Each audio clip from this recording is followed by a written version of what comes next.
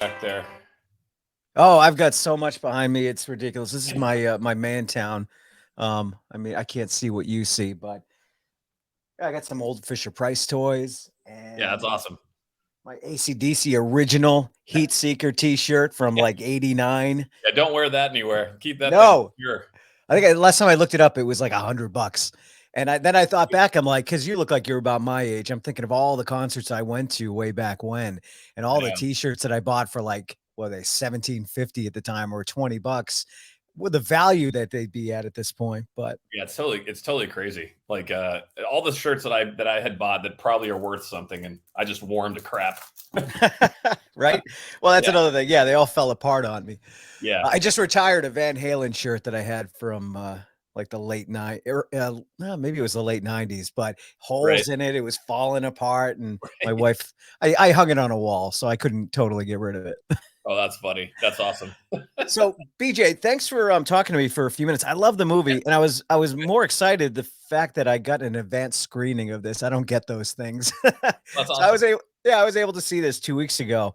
Good, Not good. only am I a Foo Fighter fan, but I'm a Dave Grohl fan, which is a little bit different than being a Foo Fighter fan, as you have come to learn. I am sure Dave is his own entity. Yeah, Add that to the whole bunch of guys just sitting in a house making a movie. yeah. It must have been an amazing experience. Yeah, I mean, honestly, it's not like any other kind of like filmmaking experience that I've ever had before, like any other sets I've been on. It was more of like just a bunch of buddies having fun, and not that I've known the guys for a long time, but just the welcoming and the warmth that they had, and like everybody just having a great time. Just felt like we were all just like, hey, you want to make a horror film? Yeah, let's do it. This is gonna rock. So we, decided to go out and make our band movie that we wanted to do. And from what I understand, that's what happened, right? You're in the middle of COVID, and Dave just says, "I've got an idea."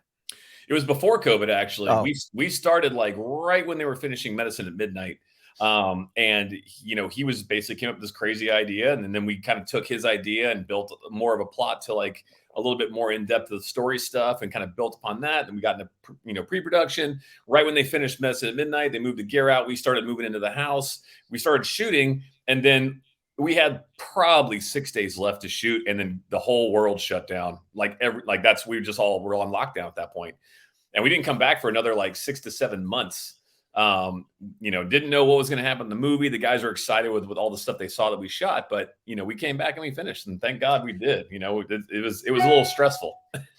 well, I know with COVID, I ended up eating a lot and drinking a lot. At the first 6 months, I probably gained like 15 pounds. That must have been an issue, I would think, in your case as a director, and you've got that eye, and it's like you put on 5 pounds. I can see it. Well, Pat lost probably like 20 pounds.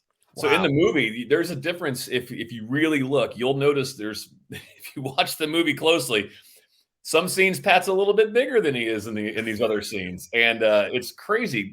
Luckily he was in kind of baggy clothing, so it Yeah. kind of hit a lot of that. But it's just funny because when he came back, we were like, "Wow, Pat, what you look good, but continuity is going to be not good." So, and I know I gained a lot of weight because I just played video games, and like me and my wife just that was it. That was it. It gave us full license to drink and eat whatever we wanted. I don't know why. We would have Zoom calls with our friends every night just to drink. Yeah, it was crazy. And like, I mean, that's what we did. We drank, we ate, we played video games, and like just were wondering what the hell was going to go on. We didn't know what was the world going to do. It's a scary time. It still is a scary time, especially like after yesterday, like what's going on. Absolutely. Oh, I know. So give everybody a synopsis of the movie Studio 660 or 666. Dave Grohl and the guys from Foo Fighters are in this. We've got Will Forte, who I love, I and love him. Jeff Garlin. Yep. Everything he's been through, I'm on Jeff's side. I don't obviously know him well, but I love his character in general. Right. Always loved his movies and everything he does. Leslie Grossman, a big fan of hers too, Yeah, she's great. Yeah, and I mean, Whitney Cummings. yeah, I mean, I couldn't have been happier than with the cast that we got. Like not only just with the guys, but just the people that we brought on board, which was a mixture of people that I knew and Dave knew. We just kind of like, again, we said we want to make a movie. Who can we get to do this stuff? And we really brought in like, like I brought in Will, I brought in Leslie, he brought in Whitney and Lionel Richie, and and even down to John Carpenter, to do our theme song and actually be in the movie. Like we were stoked to have him there, and he's a legend. So we were so lucky. We were lucky to have Jenna Ortega. This, like, we got her before, like, she's blown up, and we were so lucky to have her. It's like, oh man, hopefully I'll get another film that I can actually give her a bigger part. But I thought she was great to open the film and be a part of, like, how the end happens. She's awesome. Absolutely. So the story goes that Dave and the boys go into this house, the actual house, right? That they recorded their 10th album. Yep. But they're in a meeting with Jeff Garland, the manager, and like, we got to do something special. To go into the house. Dave finds an old recording. The funny thing is, there's no Foo Fighter music really, in this movie. I mean, there is, but at the end credits, which is, and you didn't see, you'll hear "Love Dies Young." That's not really putting a song in there, but technically, the song you hear is written by Dave, and all the guys did have to learn it to play the parts in the movie. So, if you really wanted to get down to it, I would say there is a Foo Fighters song in it. However, it's deemed as Dream Widow, the make-believe band that we have in the movie. But if you want to get down to technicality, they wrote it, or Dave wrote it. And is there a whole album of music? Yeah, there will be a whole album coming out of a Dream Widow album coming out, and it's very heavy. Yeah, it's like the song in the movie, and it gets heavier. It doesn't really. And again, this is what I love about Dave and Foo Fighters. They did the DGs thing, which it blew my mind. Pretty awesome. A lot of bands would be too afraid to do something like that. Chris Gaines, what's they call Chris Gaines thing. That was going to be, that didn't work out for him. But it seems like everything Dave does, it just works out for him. Yeah, it's funny. I love that you brought up Chris Gaines, because I always would always laugh that Garth Brooks had his alter ego Rockstar, and even like down to like the makeup and the hair. Yeah. Good for you. Actually, I think it's awesome when people do that kind of stuff. Absolutely.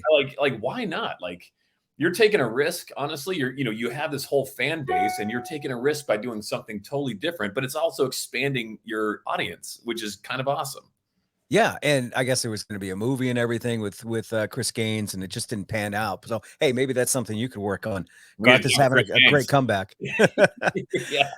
But yeah, I love that you too. Make that like split, like M. Night Shyamalan style, and make like the two alter egos.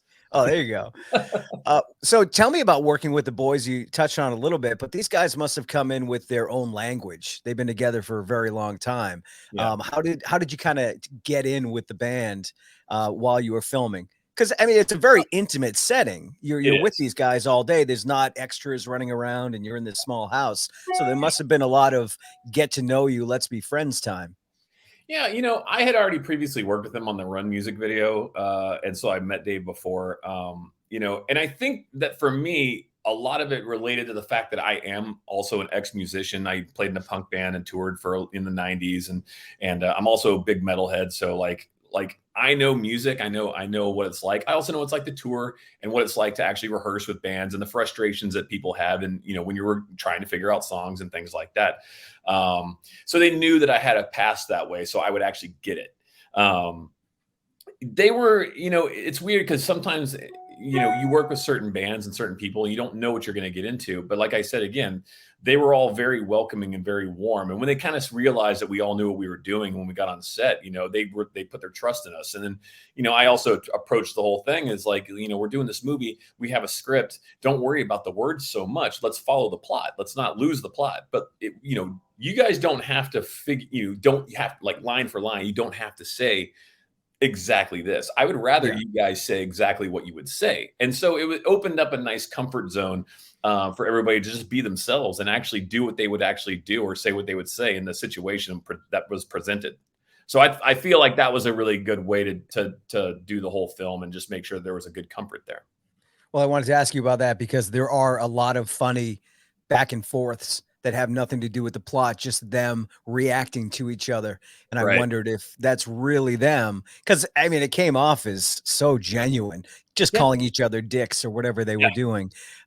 Very funny. It's so exactly we should tell people this is also a comedy. I mean, it's got great music. Yeah. It's got I don't want to give anything away. Most bands would do this to make a soundtrack. Right. They didn't necessarily do that. There's one song in it, and that's all I'll say, Yeah. for the Well, most part. and to go to your point there, this movie was supposed to be done to actually release when Medicine at Midnight came out. Oh, okay. It really was like that was the meaning. COVID hit, and COVID changed all that. So there was no way we were going to be able to. Their album was already done. They could work on it while we were still like on lockdown because it's remote. We just didn't have the finished product, so we didn't actually get to, put it out when we were supposed to put it out. But it wasn't a movie that predominantly featured Foo Fighter music, I guess, is my point. It wasn't a vehicle to sell albums. And No. I think that was a really bold move. It's Yeah. just, let's make a movie now. We've made albums. Let's just make a movie.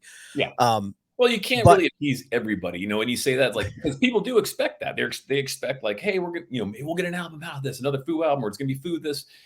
I think we just ultimately set out to make a movie that was in this situation with the band, and is it a bold move? Yeah, sure, because, it could have been a selling tool, but I think it was more about having fun and like trying to make a fun movie. And honestly, it is more of a comedy than it is a horror film.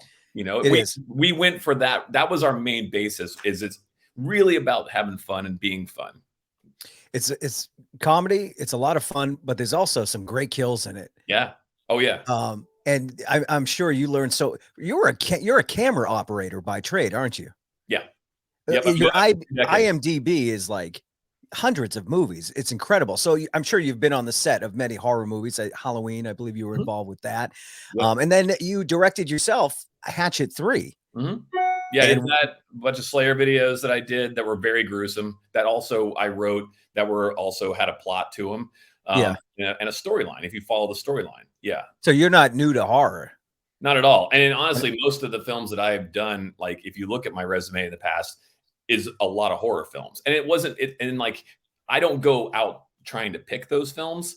I think that I get them a lot because I'm a horror fan, and like I get it when we're on set, and like when the directors and people I work with are trying to like achieve what they're trying to achieve. I get the whole reason and what's going on and why. So I think that's why I get a lot of horror films. Well, and I love them. So absolutely. But the special effects were great. I didn't feel there was a ton of digital going on, except maybe at the end with the smoke and the mirrors and all that stuff. But the practical effects. Yeah, the practical effects, like we already we had Tony Gardner who built all that in his shop, and I wanted to keep everything as practical as I possibly could.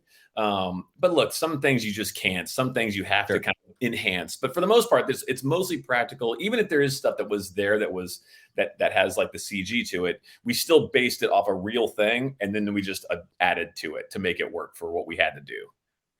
Going back to your camera work, can I totally off the cuff question here, and has nothing to do with Foo Fighters? Will we ever see Top Gun Maverick? I'm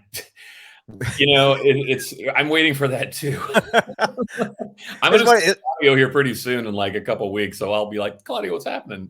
It's one of those movies that was supposed to be out in 2020, but I feel like we've been watching trailers for this movie since 2018. Yeah. I think ultimately they want to make sure that it has the theater experience that with what's going on and how people are still a bit worried about getting to theaters. And people are still worried about getting sick. And I am. I don't take this lightly anymore. But I think they ultimately want people to be able to go to an IMAX theater to see this, because truly that is what you want to see that movie on, because it's insanely awesome. That's awesome because, fan of the original, obviously. Yeah. And to make a sequel was a little iffy in my book, but just watching those previews and knowing that Tom flew some of those planes, I cannot wait to see it.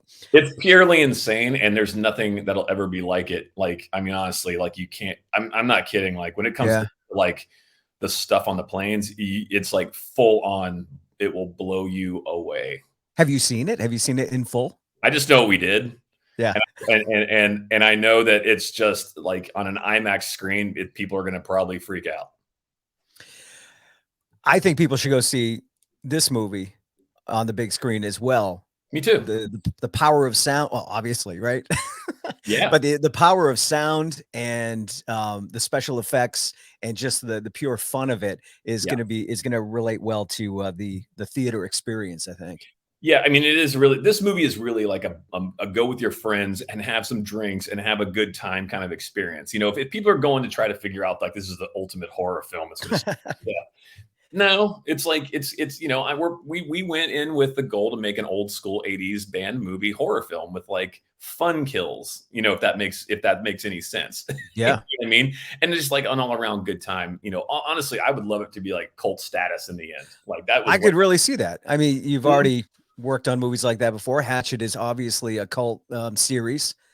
Adam Green, by the way, is grew up right next door to us in Holliston, Mass. Right. I was So just we in have. Massachusetts. Oh, no kidding. Where were you? Where was I? Oh god, I was working on Salem's Lot. We were shooting that there, and we were staying in Westford. Okay, not too close. Well, yeah, not too. Yeah, Everything's close in Massachusetts, yeah, unless you go far west, and then yeah, we don't even know what's out that way. yeah. I loved it. Uh, let's talk about the individual guys. I think that Rami and Pat stole the movie. Oh, 100%. You They were agree? Okay. they're awesome. Pat was just being Pat, which is great, and Rami is being Rami, and they really are playing themselves, which is funny. So Yeah. it's you know it's cool because they're not just like you know they have this quirkiness about them that's like totally just different, you know, and it's fun to watch them just how they react and like you just let it go. You know, you get gold when you just let the guys do what they're gonna do, and even when Pat just kind of takes it to a level that's like okay, you know, you go, no, that's acceptable because that's Pat. We're gonna keep that because it's so funny the way he like presents himself, and even Rami's just so like you know, he's so good in his part because it's him. I mean, these guys have some acting skills. A lot of the videos that they do are very theatrical. Yeah, exactly. And Taylor has been in movies before. Didn't he play in CBGBs? He played Oh, Iggy Pop, he played right? Iggy Pop. Yeah, Yeah, yeah, he did. he was great in that. I just watched that the other day. Yeah, Um, but yeah, he was great as well. But everybody, did anybody come in fearing the whole acting process? I think people are a bit nervous at first because it wasn't like, you know, because music videos are pretty easy because you just get yourself in a scenario and you say, this is funny, do this. You know, you're not really talking or acting so much. But when you're having a full movie where you have to kind of watch emotional progression or you know, well, in our movie, as much as emotional progression as we can get, you know, I think they were a bit nervous about it. But again, that goes back to like the first week of shooting and saying, hey guys, just be, you know, hey, forget the script so much, you know, again, keep the subject matter the right way, keep the plot the same way, say what you're going to say, and it really I think that shook off any kind of nervousness when they could actually be themselves. They could be themselves, and I think that just made the biggest difference with the whole thing for them. Did they catch the acting bug? Would we see another movie from Foo Fighters? You guys talking about a sequel? I have ideas of how to make a sequel, and you know, like again, who knows if they'd want to jump in for a term like this because it's been a very long process. I'd be Yeah. all for it again because I couldn't ask for better people to work with, and they were just a blast. You know, it was and not even just down to them, but the whole crew and everybody we had involved was so great. But I would love to do another thing with them. I would love to do a different genre with them. To tell you the truth, I'd like to do like an action movie with them. Honestly, Oh, or I think that would an be 80s sex comedy. right. That would be insane. So I'm all for that. If we can do that, I'm in. Game on. What do you prefer working in? The like the big budget movies like Top Gun or a movie like this where there's only a few people on set, small set? I know you camera operator on one and director on the other, different job titles, but what do you prefer being around? There's a certain range of a budget that I think is like the best range of a budget, which is like between the 10 to $20 million thing, which is kind of considered like a medium budget kind of a deal. Because I think in those kind of things, you get enough money to do what you want to do, and you can create what you really want to create. And there's not too many hands in a cookie jar of people saying you're going to do this or do that. You know, there's you know once you start getting to these huge budget movies, you know, there's a lot of people that have say so in things. And as a director, you want to try to make sure you're doing what you want to do, your vision. Not to say I wouldn't want $100 million movie. I would take that. I would take that in a heartbeat. I would do a Marvel film. I would do whatever. It'd be so fun. But it's, you know, I think there's a bit more politics involved with those kind of movies that you have to Yeah. deal with. And that's where it gets rough at times. And I've seen other people kind of have to deal with that. And sometimes you're like, ah, it's a bummer, you know, because they're trying to, you know, get what they want, but there's also other people that want to make sure they get what they want. Yeah, I mean, you could walk in and tell the guys just be yourself and go off Yeah. script if you want, but if you're doing a Marvel movie, you know, you've got producers and executive Every producers and oh, studio heads and everything's playing everybody more. like, everything's kind of previs, everything's kind of storyboarded, so you're basically like, all right, this is the shot we're going to do. Yeah. And you do And a that. lot of green screen. Oh, I mean, that's the thing too. It's like, there's a lot of green screen. So it's all about like your imagination and making sure you go, okay, you know what's going on, so like, look, those movies are rad and they're cool. Our movies, and our movies was a very small budget, and for what we created out of this, I think we did a good job with it. We didn't even have 10 to 15 or $10 to $20 million budget with this one. So, it was heart and soul and a lot of blood, sweat, and tears to get to the point to where we got, and but a lot of laughs too. Literally blood, sweat, and tears. A lot of that. Well, I love the movie. It's great. It opens tomorrow, February 25th. And I've got friends that already want to go see it. And luckily our theater, Regal Theater, it has been redone, and they put a bar in the theater. So, and I think that's important. Yeah, it is. But it's just a good time from start to finish. And even if you don't like Foo Fighters or that music, you're still going to love it as a horror fan or a comedy fan. Expect some great gore. Expect a lot of laughs. And BJ, thanks so much for giving us this movie and for spending a few minutes with me. 100%. I appreciate you guys having me on here. And go see the movie, all the buddies, all your friends and everybody, go have a good time. And I agree, you don't have to just be a Foo Fighters fan. You don't have to be a horror fan. I think it appeases many different aspects of like what, moviegoers want to, see. Yeah. Hopefully. But if you're not a fan, I think you'll walk out a Foo Fighters fan. I hope so. Yeah. I mean, I don't know how you can not like the Foo Fighters. They're awesome. And you'll walk out a BJ McDonnell fan as well. I hope so. Thanks, buddy. Thank you very much. Take care. You too.